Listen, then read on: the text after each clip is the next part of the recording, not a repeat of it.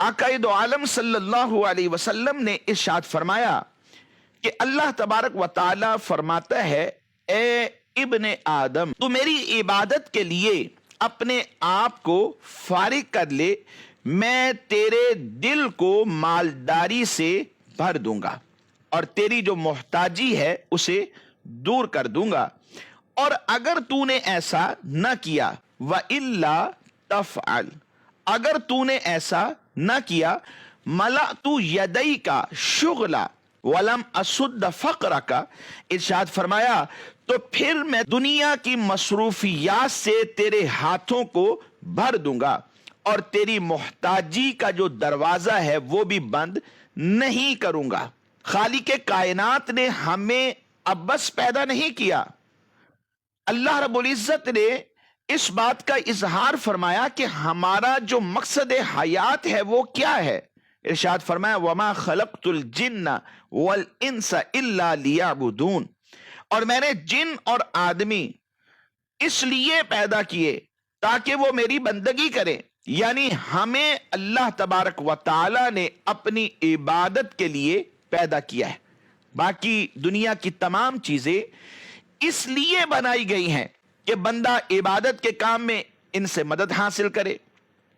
इंसानी जिंदगी का असल मकसद सेहत बनाना, माल जमा करना, लहवो लाइब में पड़ना नहीं है। इसलिए हर बंदे से मुतालबा है कि वो अपनी जिंदगी का हर लम्हा इबादत इलाही में गुजारे।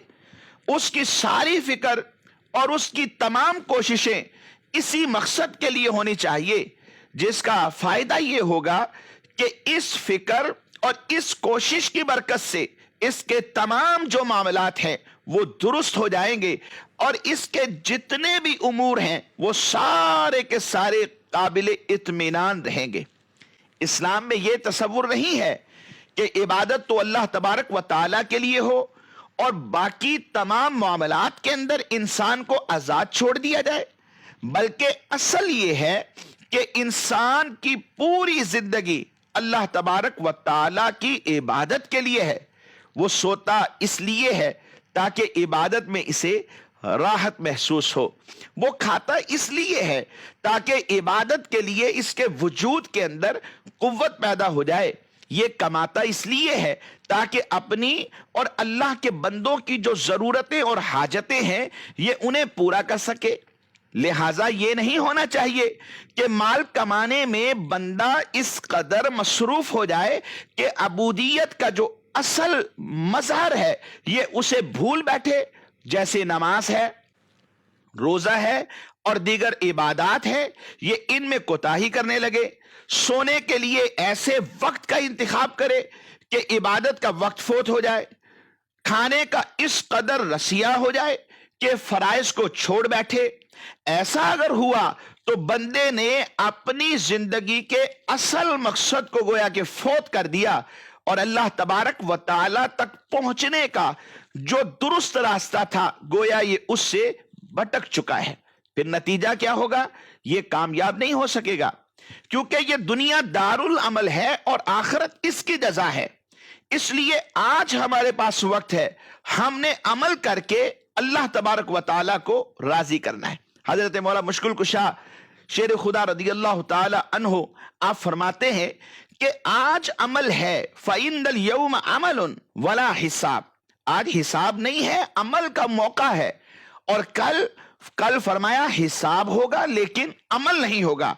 उस वक्त इंसान चाहेगा काश जमीन पर भेजा जाऊं, नमाज पढ़ूंगा, रोजे रखूंगा, मखलूक खुदा की खिदमत करूंगा, तमाम इबादत को बजा लाऊंगा, जो जो अल्लाह तबारक व तआला ने मुझ पर फर्ज कर दिया इन तमाम मामलात में मैं पूरा उतरने की कोशिश करूंगा। लेकिन उस वक्त हिसाब होगा, अमल के लिए जमीन पर नहीं भेजा जाएगा। हमने हदीस कुदसी को शामिल किया, इसमें हमारी इस बात की तरफ तवज्जो दिलाई जा रही कि अल्लाह तबारक व तआला फरमाता है, ए इब्ने आदम, जिस मकसद के लिए तुझे पैदा किया गया है वो मेरी इबादत है, उस इबादत के लिए अपनी जात को फारिग कर लो और वक़्त निकालो, तो यकीन रखो मैं तुम्हारे दिल को मालदारी से भर दूंगा, दुनिया के बारे में तुझे कनात की दौलत से नवाज दूंगा, تیرے دل کو طمانینت ملے گی اور تیری حاجت کو پورا کر دیا جائے گا.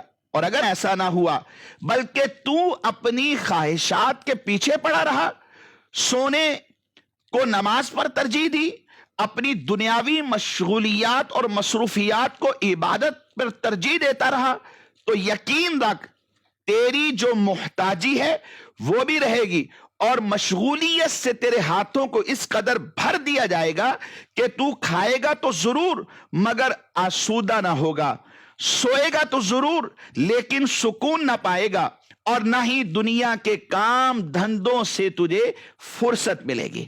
تو مدنی چینل کے ناظرین، ہمیں اللہ تبارک و تعالیٰ کی عبادات کے لیے اپنی ذات کو فارغ کر لینا چاہیے.